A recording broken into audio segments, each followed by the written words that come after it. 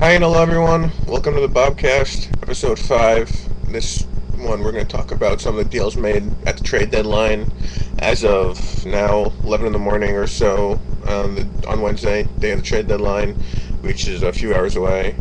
So far it's been pretty interesting, some pretty interesting moves. We're going to start with the moves made by Milwaukee, which I found rather interesting. Second straight year, Milwaukee sitting with a team that not doing so well in the lower third of the league, and yet they decided to rebuild this year, at least dealing Braun. Like last year, they dealt Gallardo and some of their pitchers, and yet they dealt their first round pick. Last year, I don't know if they consider that it worked for them. They traded their pick to me in Baltimore, which turned into a really, really good SP spec. Turned out to be 6th pick overall. This year they dealt their pick to Evan for a few good pitching prospects, and yes, the specs are good, but still, he's sitting with the 2nd overall pick right now. Is it worth it? I mean, I don't know. I wouldn't have made the deal, but interesting move by Milwaukee, trading their 1st and their 2nd round pick for prospects. So they were building. They dealt Braun, but why rebuild without your own picks? I mean, the way to win in this league is to take awesome studs. We get in the lottery, take guys in the lottery, and I don't know what Milwaukee's doing, but I'm sure they have a plan, and I hope it works for them. The Yankees have had a pretty interesting trade deadline. Yankees 3 games out in their division, yet in 3rd place, trailing both Toronto and Tampa Bay. They have decided that their team's key weakness was the bullpen. Ever since they moved David Robertson to the starting rotation, their bullpen has been Soriano and a bunch of schmucks. And so they went out and brought in 3 really good relievers, hopefully, which they believe will calm down their pen. They got Cordero and Josh Johnson from San Diego, which I think is a fantastic deal. I think they did not give up that much for him. And yet 2 really good relievers. Cordero's 37. I think, talking to my sources, that he's going to slide into the closer role. He's 37 years old, yes, but like Rob did with Mariano last year, he's going to ride him until he dies, and then he'll move on to someone else. Soriano and now Johnson in the pen. And then they made another deal with St. Louis, bringing in Mott. And so now they have 4 solid, good relievers.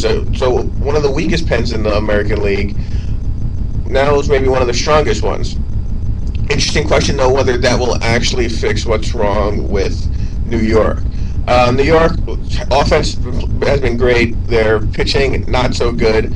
But I question whether it's actually the pitching. I think a lot of it had to do with the fact that New York's a terrible, terrible defensive team. I mean, really bad. For a long time, they were playing guys out of position, although I don't know if you consider out of positions they do the play that, but with bad range.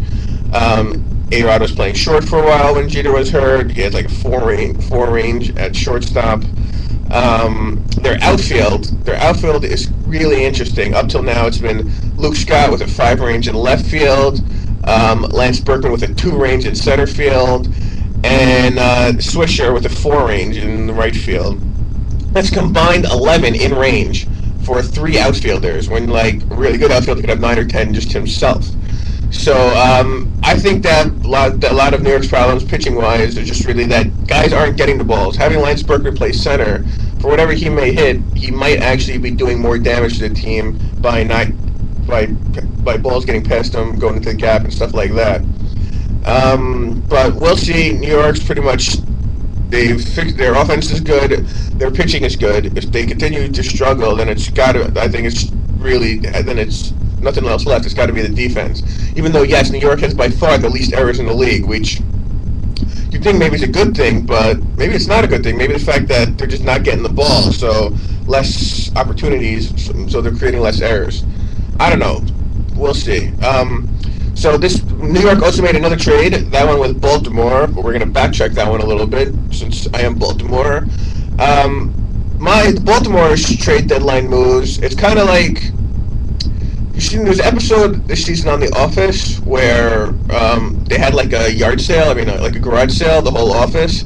And so Dwight started with a candle, and he ended up with like a telescope. He just like making little trades, one, each one a little better than the last.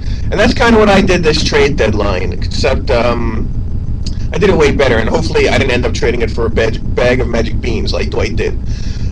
Started with checking the waiver wire, as I always do, since I pretty much live on the waiver wire. I'm the waiver wire king.